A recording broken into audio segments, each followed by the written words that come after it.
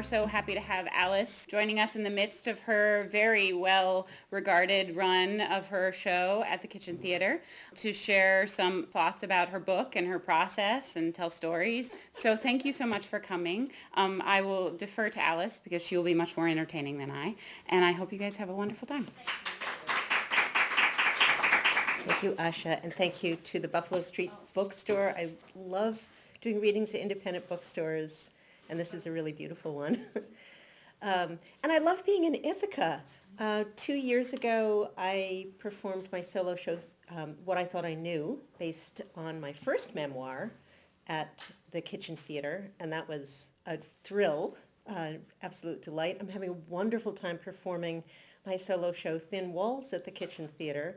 And at the end of March, my new memoir, The Year My Mother Came Back, came out, published by Algonquin Press, which is a fantastic kind of boutique publishing house. I'm really honored to be on their list. And I would love to read to you from the book. I promise I will not read all of the excerpts that I have marked with Post-it notes. You have my word on that. I'm going to read 3 excerpts, not all of these. And I'm going to just kind of frame it for you a little bit first, so I can tell you a little bit about the book. And then after I've read from it, I would love to hear any questions you have. Has anyone in the room read or seen What I Thought I Knew, my earlier memoir? Okay. This is not exactly a sequel to that, but if you've read that book, you will recognize the main characters in it. This is set in the year from 2008 to 2009. It also travels around in time a lot. So there's a present day story, and then stories in the present, events in the present trigger memories from the past. So the summer of 2008 was a really hard time. My then 8-year-old daughter, Eliana, was embarking on what we knew was going to be a very complicated and rigorous, is a euphemistic word, surgery and procedure to lengthen her shorter leg. She was born with a shorter leg, and we knew it was going to be a tough year. I was absolutely dedicated to being there for her 100%. It was going to be a 9-month ordeal. I was going to be there for her. I was kind of dreading the date in August when she would have that initial surgery, but I was trying to strengthen myself in preparation. That same summer, my older daughter, Julia, who was turning 18 and about to leave for college, announced to me for the first time that she wanted to find her birth mother. Now, I adopted her at birth. She was always resistant even to conversing about the adoption process. She just always wanted to kind of put it on a back burner. And here it was literally a week before she was leaving home, and she said, I want to find my birth mother. And even though I had very positive memories of her birth mother, we'd had no further contact after her birth, I felt terribly vulnerable. So I was feeling a little shaky as a mother. But I had these, my daughters were embarking on their own kind of challenging journeys, and I was going to be there for them. And then I got a phone call from my doctor who said that I had breast cancer. So it was a triple whammy. And the day I got that phone call, it brought back a flood of memories about my own mother, who had passed away 31 years before that, and with whom I'd had a very complicated relationship, so much so that I had rather intentionally put her out of my memories. So I'm going to read an excerpt from chapter 3 of The Year My Mother Came Back. It's the day I've gotten this bad news phone call from my doctor. I close my eyes. I hear a familiar percussive sound. I open my eyes. My mother is at the kitchen table next to me, typing on her old-fashioned black manual typewriter, fingers flying over the keys. What is she doing here? My mother has been dead for 31 years.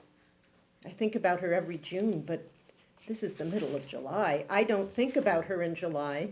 Yet here she is, typing furiously, here in my head, in my apartment, sitting beside me at the kitchen table, my brilliant, beautiful, complicated mother.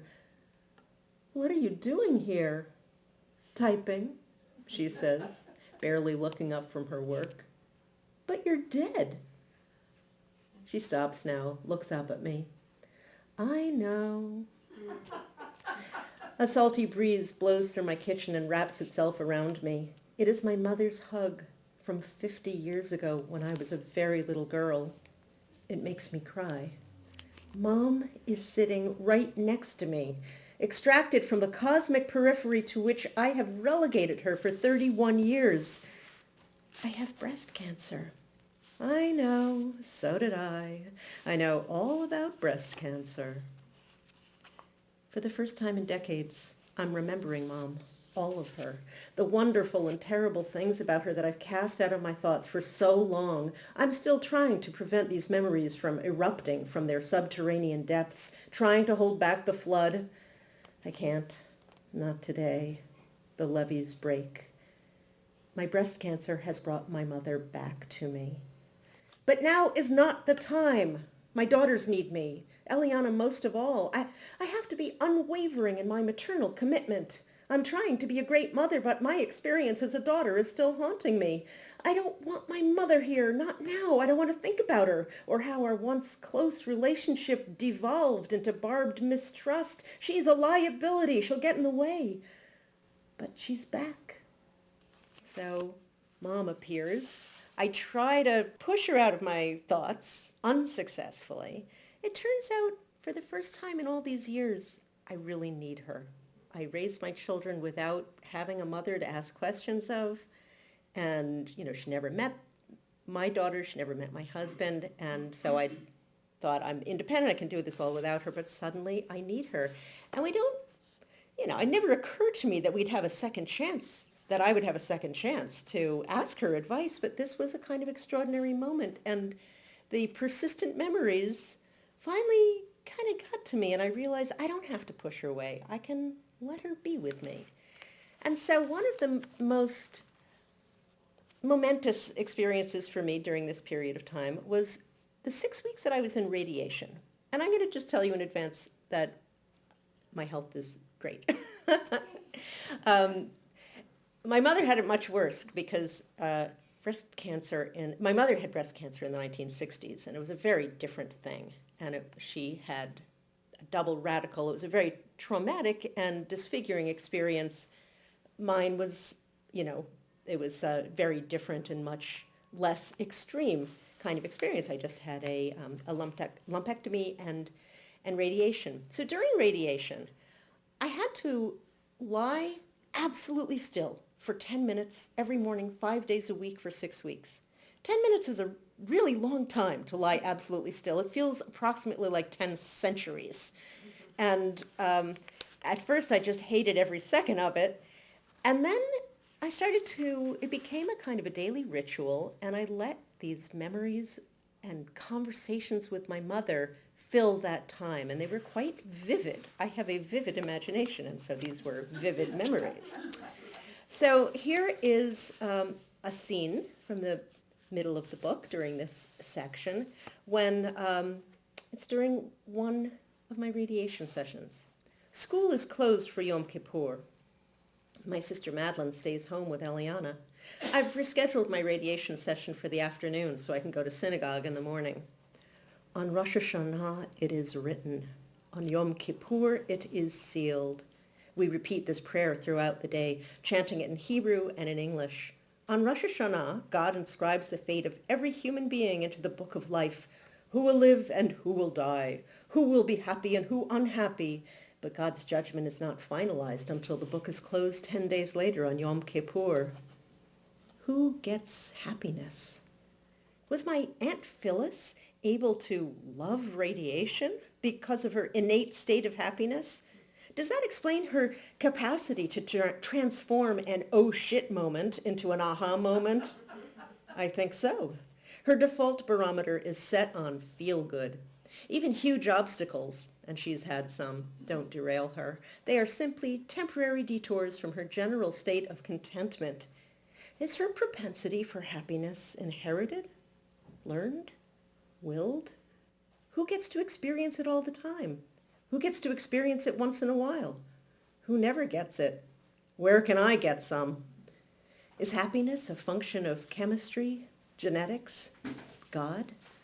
If God, is happiness determined by God's mood as God thumbs through the book of life between Rosh Hashanah and Yom Kippur, deciding who shall live and who shall die? Does he also decide who shall be happy and who shall be sad or depressed or screwed up? What is God thinking about while marking up the book of life with editorial comments and directives in the margins? Live, die. Let's see, this one will break a toe. That one will get into her first choice college. He will be hit by a bus and lose a leg. She will have one shorter leg.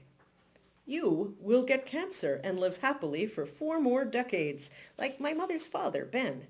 You will die depressed and sick at age 45, like my mother's mother, Rose. You will live happily to age 103, like Rose's little sister, Sylvia. You will be diagnosed with brain cancer at 75 and given only 6 months to live, but will survive another 10 years, like my congenitally cheerful Uncle Edwin. Edwin was more resilient than my mother was. The jovial, self-proclaimed, absent-minded professor renowned for his Brooklyn College courses on moral development, Ed's contentment was irrepressible and infectious. Whatever my mother's mood, she would always brighten up in her brother's presence. When we visited Uncle Ed, the moment we walked through the door, he would launch into song, an operatic recitative about whatever happened to be on his mind, improvised in loosely rhymed verses. Welcome, my darling sister Louise. Take off your coat, have a drink, sit down, please. Come right in, my 3 lovely nieces. May I interest you girls in some nice stinky cheeses? Then Mom would sing with him just because. It was silly and entertaining, and we understood that she only did this with her brother. It's a pleasure, dear Ed, to drink sherry with you. But first I've a question, or maybe a few. What books are you reading? What conceptual forces are driving your moral development courses?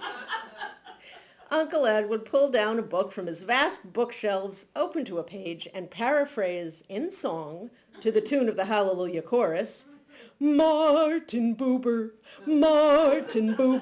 I and thou, not I and it, that's his philosophy.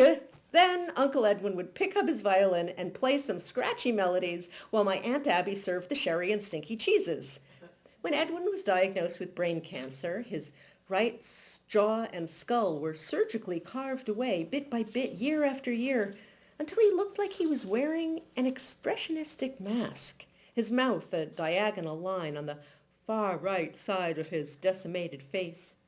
Even so, he woke up every morning beside his beloved wife of 60 years, happy to be on earth another day, joking, "What do you know, Abby girl? I'm still alive."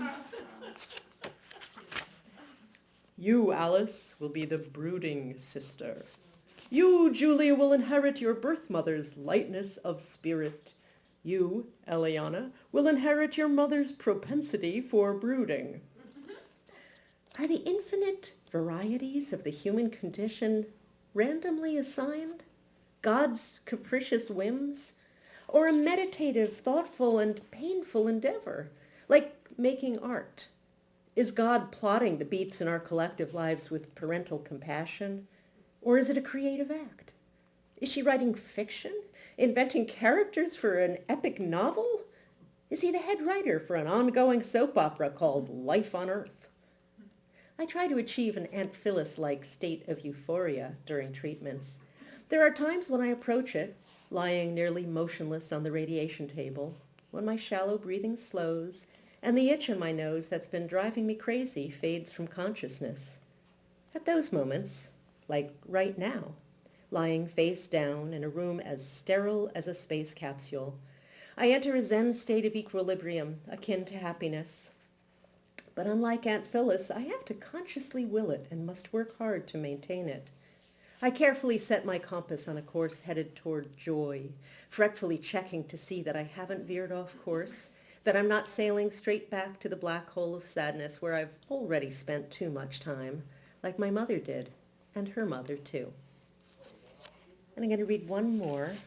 This is also from the center section of the book. This is the very last radiation session. It's just days before my daughter is then about to embark on her adventure with this leg lengthening procedure. So it's I'm glad to be over with it, but it's also a scary moment. There's the customary sound of the low drone and rhythmic beeps, the hum of the fan and the muffled chords of classical music. The robotic arm of the radiation machine makes her slow circle one last time, hovering above me, smoothly arcing to the right, hovering at my side. And now my mother's arm encircles me.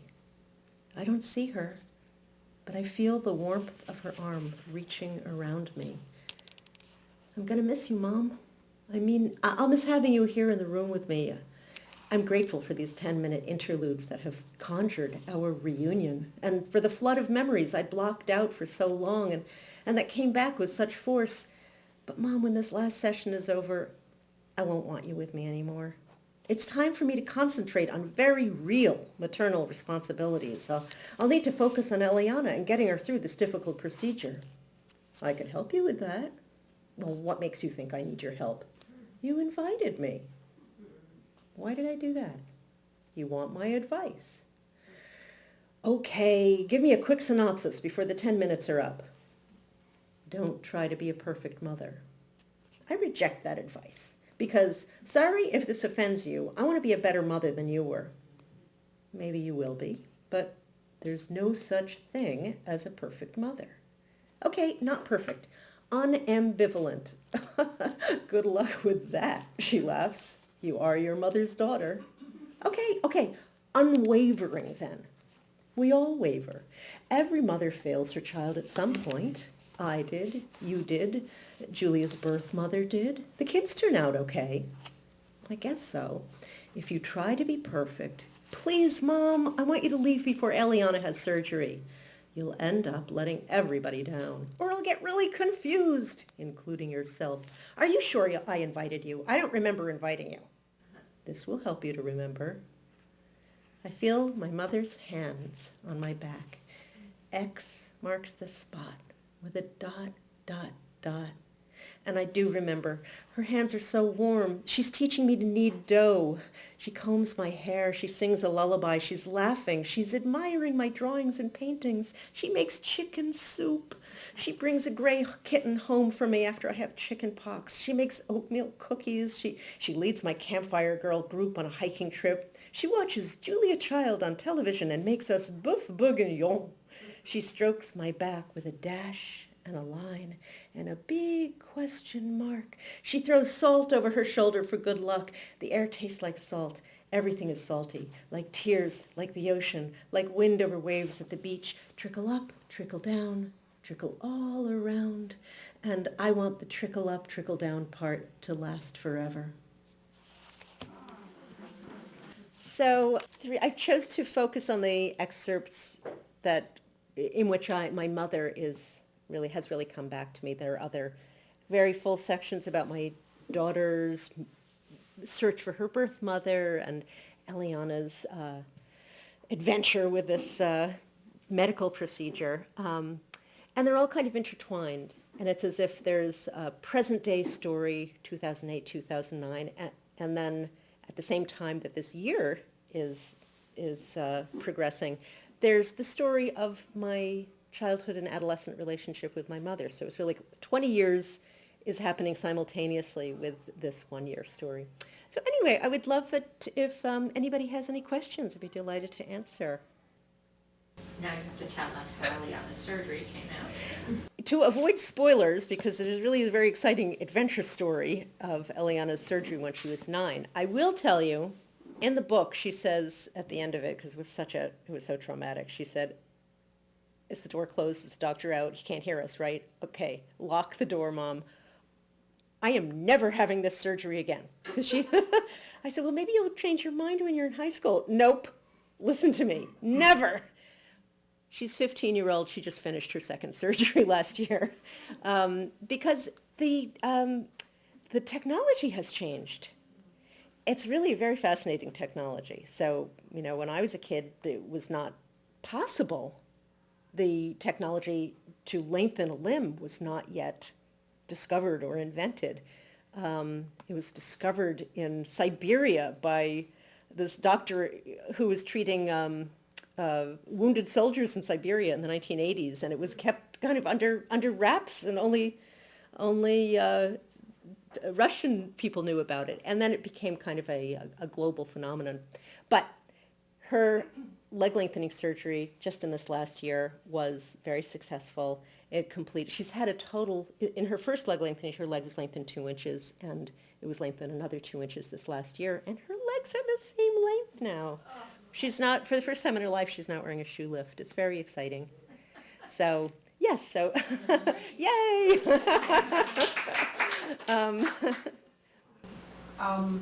If you're comfortable sharing, I'm curious what happened with your older daughter's search for her birth mother.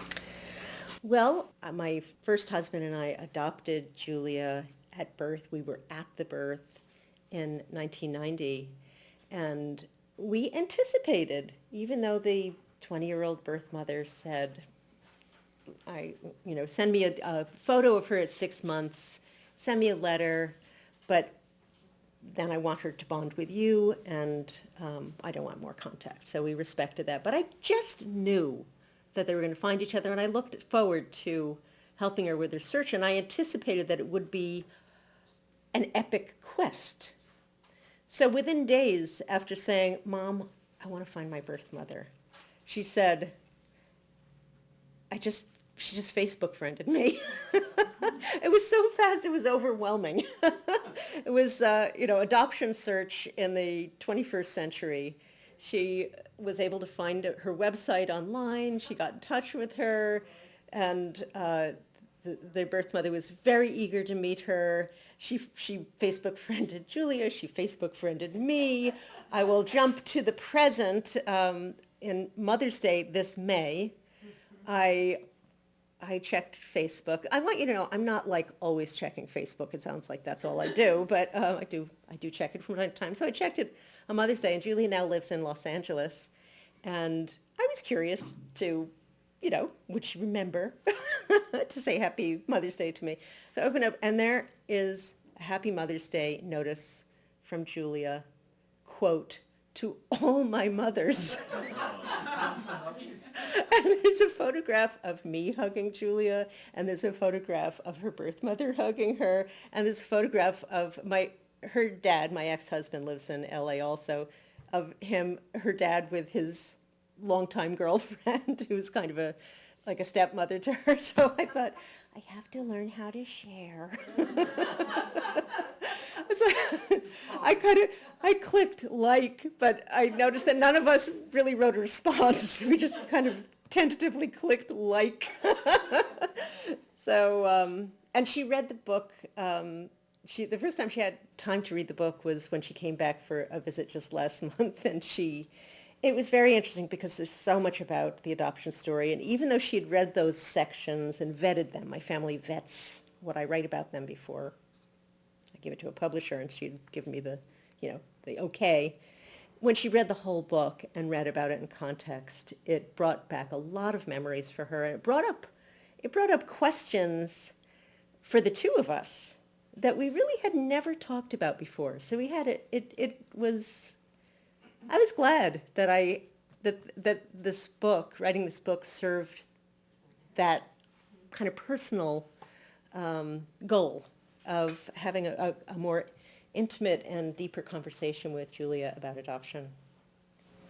I wondered, did you actually, before you consciously chose to invite your mother, you said that almost unwillingly or unconsciously she appeared to you?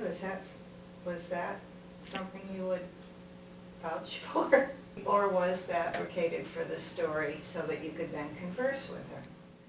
I do say in the author's note that I'm telling the story in part through fantasies, which is an unusual way, it's an unusual structure for a memoir. A lot of the memoir is my fantasies. But as I mentioned, I have a very vivid imagination.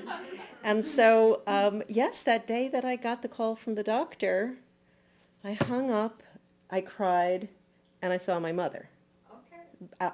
At her type, I heard the typing. I heard it, actually I heard a different percussive sound. I heard a sound that I couldn't quite place, and then I placed it later. My mother had died very suddenly. She had survived cancer, then died very suddenly and unexpectedly when I was just out of college, 22 years old. So unexpected. And I was in a daze, and at the funeral, I shoveled pebbles onto the wooden coffin, and that sound is what I heard first. And I didn't know what it was, but I remembered that sound, and then it turned into the sound of typing, because she was a sociologist and was always typing and writing, and there she was. So I don't believe in ghosts. I don't think she was in the room. But it came through sound. It came first through sound, and then I had this very intense visual fantasy and had internal dialogues. I think I've always, so I had these, it intensified what was probably more subliminal dreams and fantasies that I'd had before for many years, but it was this period of time where I needed to work things out, and she had kind of presented herself in my imagination as a sounding board, and as someone who could help me figure out my parental role. She was my mother. Yeah, I needed a mom then. So I can't prescribe this as for others. And hopefully, I lost her when I was young, and it was so sudden and unexpected, and rather, the only way I could deal with it was to stop thinking about her and kind of move on with my life. And so, there's a 30-year gap. I hadn't quite become a grown-up. I didn't have a chance to have a grown-up relationship with her. And here I was walking in her shoes. I was a mom, like she was a mom. I was doing that juggling, that complicated dance that we do these days of being a mother and having a career and wondering how to make it all work. And I also had breast cancer, and that was like the magic third thing that made me realize, oh, I'm walking on my mother's shoes. I understand her now in a way I never did before. And I was more, I was a grown-up. I was more empathic. I could understand her. And the book is a lot about forgiveness. And I was able to forgive her for the first time, and I was able to forgive myself for my own imperfections and stop searching for the elusive and impossible perfection. Were you alienated all the way back, or was it just mainly your teenage time? She had been a very dedicated and loving mother, and very devoted to causes of social justice, and really a feminist before her time, and really inspirational. And then she got sick, and she became withdrawn and remote and angry, and it was as if I'd lost my mother. And that was when I was 12 years old, and so all of my adolescence, we just had a very difficult time.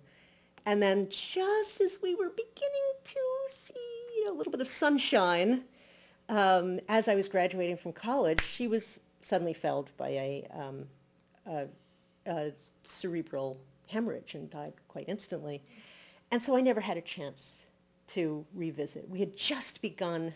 In fact, there's a double meaning to the title, The Year My Mother Came Back. It's this year, which comes back to me in fantasy, 2008, 2009. But it's also that last year from when I graduated from the end of my college years and into that next year. It's like, what do you know? We're friends again. This is the beginning of a beautiful new relationship. And then it was over. So that was the year that my mother came back then, and this was a second chance. So thank you so much for being a really wonderful audience. And I understand from Buffalo Street Books that if anybody would like to purchase a copy, I can take my pen and sign it right here. So